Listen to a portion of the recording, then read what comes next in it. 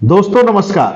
किसी ने सही कहा कि पागल को पागल होने का एहसास हो जाए तो उसका पागलपन दूर हो सकता है बिना मेडिसिन के, लेकिन उसको एहसास ही नहीं हो पाता पागल होने का, इसलिए वो पागलपन उसका जाता नहीं है। ठीक उसी तरह साथियों, हमारे भारत देश में वर्ण व्यवस्था है जिसको जात बोलते हैं। 4 वर्ण बताया गया है, एक ब्राह्मण, दूसरा क्षत्रिय, तीसरा वैश्य और चौथा शूद्र। ब्राह्मण को ब्राह्मण होने का एहसास है, क्षत्रिय को क्षत्रिय होने का एहसास है, वैश्य को वैश्य होने का एहसास है, लेकिन शूद्र को शूद्र होने का एहसास नहीं है। क्यों?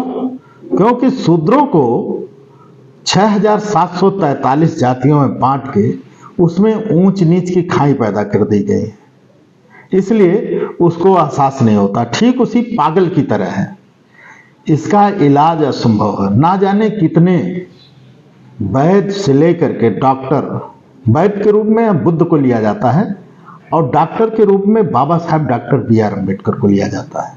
उन्होंने बड़े गहनता से इसका इलाज भी किया, लेकिन आज भी शूद्रों को शूद्र होने का एहसास नहीं। यदि शूद्र जिस दिन होने का एहसास हो जाए तो ये राजा की स्थिति में आ जाएंगे, अधिकार देने की मांगने की स्थिति में नहीं रहेंगे। दोस्तों, देने की स्थिति में आखिर आएगा कैसे?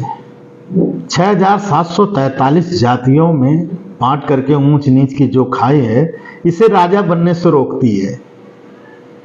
हाथी जैसा बल, बहुजन नायक मानवर कांशीराम साहब ने कहा, बाबा साहब ने भी चुनाव चिन्ह हाथी रखा कि हाथी जैसा बल है बहुजन का, यानी SC ST OBC जिसे शूद्र बताया गया और बुद्ध ने बहुजन बताया। वो हाथी जैसा बल है, इतनी शक्तिशाली है, लेकिन उसको अपने शक्ति का एहसास नहीं है, शूद्र होने का एहसास नहीं है। शूद्र होने का जिस दिन सबको एहसास हो जाए 6743 जातियों को कि ये शक्तिशाली इतना हो जाएगा, ये खुद सत्ता की शिखर पर बैठ करके अधिकार लोगों को देगा, मांगेगा नहीं। लेकिन साथियों, जो बटा हुआ समाज है कभी राजा नहीं बन पाता है और आज स्थिति वही है।